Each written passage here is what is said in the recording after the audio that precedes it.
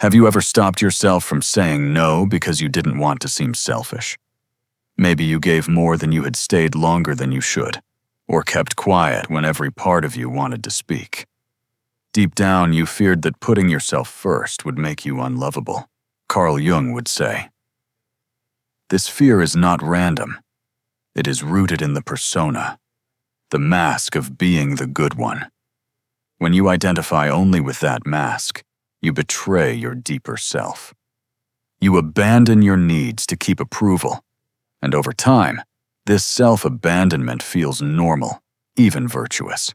But here's the truth: love without boundaries is not love. It's erasure. Taking care of yourself is not selfishness. It's the foundation of wholeness. And when you stop fearing the label selfish, you finally begin to live as your true self. In this video, we'll explore why the fear of selfishness keeps you trapped, and how breaking free from it may be the most loving act you ever take. Carl Jung often explained that much of what controls us operates unconsciously. The fear of being selfish is a perfect example. On the surface, it looks like morality choosing kindness over self-interest. But when we look deeper, this fear is not about love at all. It is about shadow complexes and the mask of the persona of the good one. The persona is the mask we wear to function in society. Many people adopt the mask of the good one, always generous, always agreeable, always available. This mask wins approval. It protects against rejection. But Jung warned that over-identification with the persona means betraying the self. If you live only to be good in the eyes of others, you abandon your own needs, desires, and boundaries. This is why saying no feels so terrifying. To the ego, it is not just a word, it is an attack on the persona. If you stop playing the good one, who will you be? The shadow of denied needs. The shadow is everything we exile: anger, desire, ambition, the instinct to protect ourselves. When you fear selfishness, what you are really fearing is your shadow. You repress your needs, then feel shame every time they rise. But Jung insisted that the shadow is not evil. It is simply unacknowledged. Your need for rest, your hunger for recognition, your desire for respect, none of these are selfish. They are human. Denying them only makes them stronger. What you resist persists. The more you repress your needs, the more resentment builds, the more exhaustion grows. Complexes and the wound of love. Jung described complexes as clusters of emotion and memory that live in the unconscious. One of the most powerful is the love through sacrifice complex. Many people learned as children that love is conditional. You are loved when you give, when you obey, when you please. Over time, this becomes a pattern. If I sacrifice myself, I will be loved. If I assert myself, I will be rejected. Manipulators easily exploit this complex. They label you selfish the moment you set boundaries. And because the complex is unconscious, you believe them. You abandon yourself again to avoid guilt. Projection of guilt. Projection also plays a role. Jung explained that when we disown qualities, we project them onto others. If you repress your healthy self-interest, you project selfishness onto yourself in distorted ways. Every no feels like betrayal. Every moment of self-care feels like abandonment of others.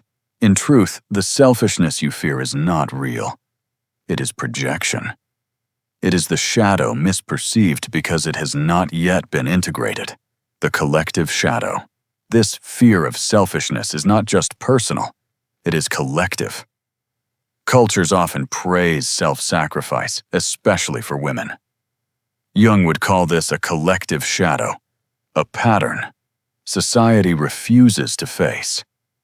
By rewarding constant giving, society represses individuality. But wholeness does not come from erasure. It comes from integration, the self and authentic wholeness. The self, the deeper center of the psyche, does not see selfishness and selflessness as opposites. It sees wholeness. It knows that to truly love others, you must also love yourself. That to give authentically, you must also receive. That to show up fully, you must also rest deeply. Breaking free from the fear of selfishness means shifting your center from persona to self. It means recognizing that love is not sacrifice, it is authenticity. A Jungian metaphor. Imagine a candle. Without wax, the flame dies. Self-care is the wax. If you keep burning without replenishing, your light goes out. Caring for yourself is not selfish, it is what allows your flame to continue shining for others. Jung would say, "This is the paradox of individuation. You must claim your individuality before you can connect authentically. You must embrace your needs before you can give freely. You must integrate your shadow before you can love wholly. So when you fear being selfish, pause and ask, am I betraying my soul to keep this mask? Or am I finally honoring myself?" Transformation. From fear of selfishness to the freedom of self-love. Transformation begins when you realize that the word selfish has been used as a weapon. For years, it was the label hung over your head whenever you dared to choose yourself.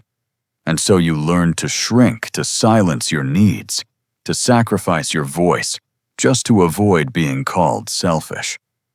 But Jung would remind you what you repress does not disappear. It waits in the shadow. And what waits in the shadow becomes your prison until you bring it back into the light. 1. The breaking point. At first, the cycle feels endless. You give until you are empty. You say yes, while your whole body screams, You abandon yourself again and again, and yet the approval you receive never feels enough. There comes a moment of breaking when the weight of exhaustion and resentment becomes unbearable.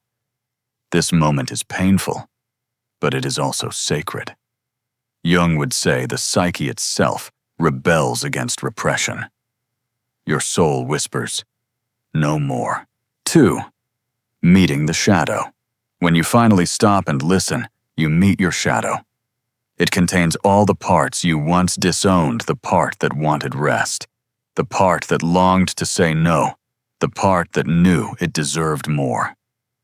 At first, these parts scare you. They sound angry, needy, demanding. But slowly you begin to realize they are not monsters. They are the children you abandoned in order to wear the mask of the good one. Transformation requires welcoming them home. You sit with your anger and ask, what boundary have I ignored? You sit with your sadness and ask, where have I betrayed myself? You sit with your fear and ask, whose voice told me I must disappear to be loved? Each answer brings a piece of yourself back into wholeness. 3. The no more threshold. Every true transformation reaches a threshold. For those who fear selfishness, it is the moment you declare, no more abandoning myself for approval. No more silencing my needs to keep the peace. No more confusing sacrifice with love. This is not a tantrum. It is clarity. It is the calm voice of the self, stepping forward, refusing to wear the mask any longer. Jung described individuation as shifting your center of gravity from ego to self. The no more moment is when this shift becomes real. 4. Reframing self-care. As you cross the threshold, you begin to reframe what selfishness means. You realize that resting when you are tired is not selfish. It is wise. Saying no when you are at capacity is not selfish. It is honest. Protecting your energy is not selfish. It is sacred. Imagine the candle. Without wax, the flame dies. Self-care is the wax. When you care for yourself, your flame burn steady. When you neglect yourself, your light extinguishes and no one benefits. By honoring yourself, you protect not only your soul, but also your capacity to love. 5. Practicing boundaries without guilt. Next comes practice. You begin to set boundaries, not harsh walls, but living fences. At first, guilt surges. The old conditioning whispers, "You're selfish, you're ungrateful, you're wrong." But Jung would say this guilt is a complex, an echo of the past. It is not truth. Each time you act anyway, each time you say no with kindness or ask for what you need, the complex weakens. Slowly, guilt transforms into empowerment.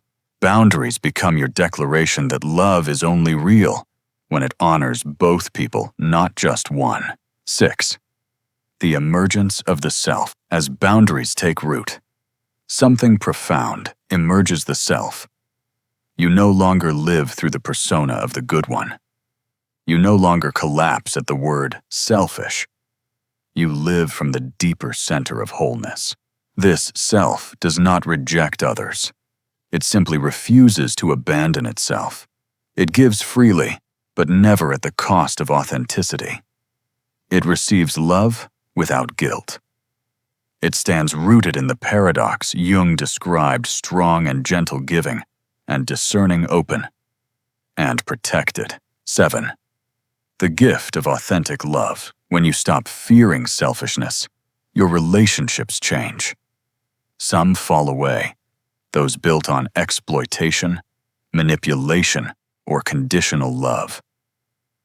But those that remain deepen. Why? Because love without authenticity is not love, it is performance. Once you begin to live from yourself, you attract others who want to meet you there. For the first time, you experience intimacy without erasure. You give without resentment. You love without losing yourself. 8. The archetype of the warrior and the healer. Jung would say that transformation awakens archetypes. In this journey, two emerge together, the warrior and the healer. The warrior sets the boundary, declaring, "This is where I end, and you begin." The healer tends the soul, saying, "I am worthy of care too." Together, they restore balance. The warrior protects your light. The healer nourishes it.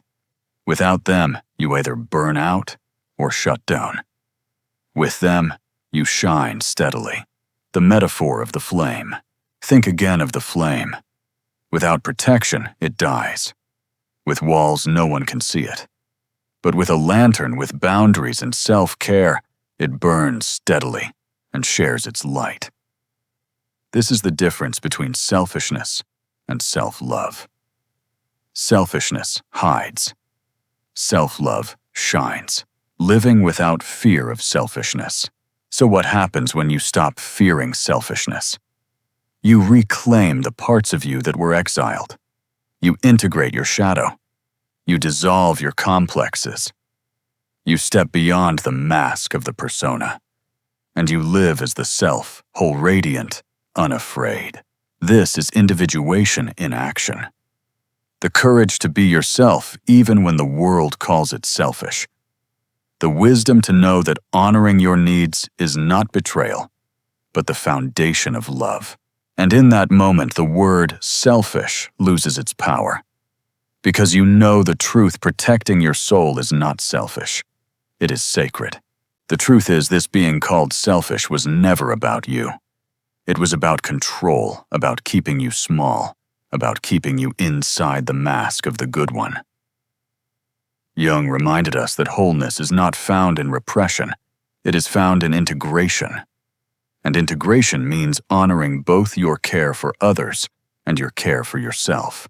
When you set boundaries, when you rest without guilt, when you say no with clarity, you are not betraying love. You are protecting the ground where real love can grow. What once felt like selfishness is in truth self-love. So if you find yourself afraid of that word, Remember, the self cannot thrive when it is abandoned.